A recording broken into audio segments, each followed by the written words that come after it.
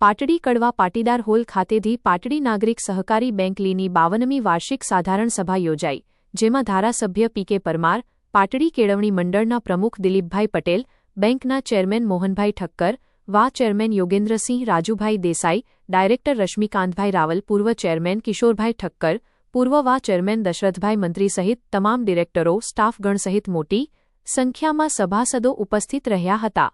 બેંકના general manager CJ. Dave દ્વારા સરવૈયું રજૂ કરવામાં આવ્યું હતું.